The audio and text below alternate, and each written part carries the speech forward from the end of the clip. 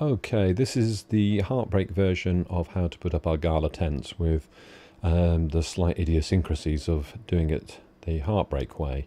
As you can see, those are some end joints and some square joints. I think we have 12 of the square joints and then 6 of the end joints.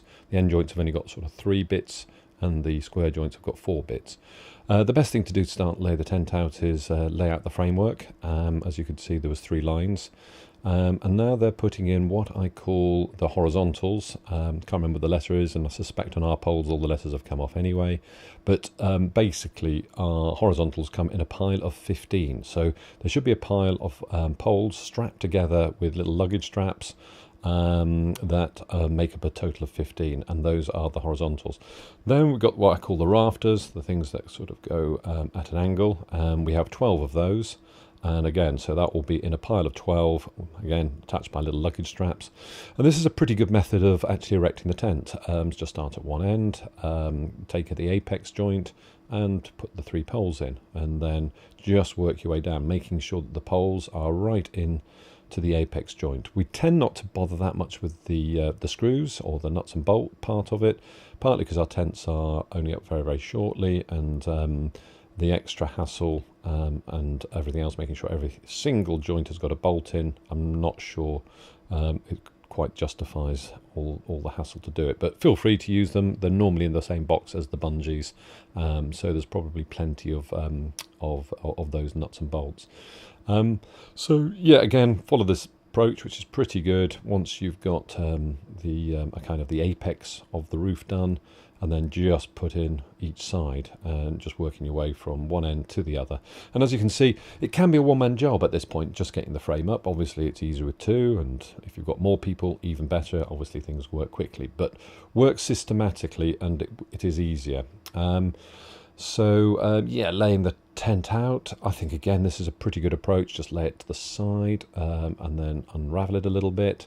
And then make sure it's not inside out, of course, so that the Heartbreak logo is on the outside, and then just drag it over. Again, much easier with 2 people. Then we tend to bungee the top on, just to kind of hold it all firm. They tend to do things a bit simultaneously. Anyway, they've done the feet next, or the feet poles. Now, the important idiosyncrasy here is that we have long poles and short poles for feet. The long poles go at the front, so the bit that's pointing to the stage needs the 6 long ones, and then we have another pile of poles, again held with luggage straps. The bunging, as you can see there, well, I'll come back to bunging. And then the 6 shorter poles go at the back. 6 can go up, and it gives you a bit of room to kind of put the bungees on if you want to work that way. And I also would recommend putting the ends on at this point, because once the tent is erected, the ends are very difficult to get on, because you need a long ladder to get right to the apex of the tent, particularly on our version where the poles are even longer. So once you've got the ends on, then you can jack up the back end. They're doing something interesting with the feet after it. I mean, in our case, all our bolts go through the feet and they're already attached to the legs, so you don't need to do that. It's just a case of having pegs ready so that you can bang them in, particularly if it's even slightly windy, because the tent can act like a sail and take off. If it is windy, I'd recommend asking the actors to come and hold the tent while you're either nailing in the feet or potentially getting the straps ready. As you can see here, they bungee around both the end or the back panel of the tent right onto the roof, so they do both at the same time. You can do them individually, so you can attach the roof and do the side panel as a separate thing, but obviously that's quite a useful saving device. I don't mind which way you do it. They're putting the front on, as you can see at this point, but we don't bother with the fronts because obviously we've just got that on open to show the audience, so all of these bits that they're doing now are a little bit irrelevant for us. Obviously check that every bit of the tent front has got a bungee in it, and again the back of the tent worth bunging down if it is windy, otherwise it flaps a lot and makes a bit of noise. I like put the ends on but then roll the sides up so that people can have easy access to the seats in the tent and not feel too hemmed in.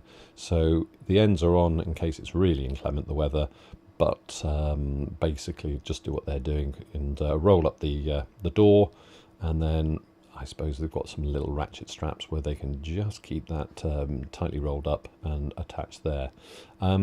So yeah, what else is there? Yes, the straps. And now the straps and the rope, which hopefully they'll come to a demonstration of in a second. Oh, there's some Velcro which can go around the poles, which also helps stop it flapping the tent. So have a look for the Velcro bits. And again, if there's something is flapping, then some basic pegs going into the canvas. Unfortunately, part of our canvas ends is higher up because so here we go. Yeah, this is an important, very important bit. So you take our little bits of cord, which have got 2 loops on the end, which are attached to the straps. You basically poke it through the hole, round the back of the pole, and then back out of the other hole. So if you can imagine, it's a bit like a rabbit. It goes down the hole, round the back of the tree, and out of the hole again. And then the loops should have a carabiner where you just bring the 2 loops together at the end of that piece of cord, and ratchet strap or carabiner the ratchet strap onto it, and then that really firms things up. If it's windy or looks inclement, then put 6 straps on. You'll just have to find a location point to wrap the cord around one of the poles to kind of really force it down.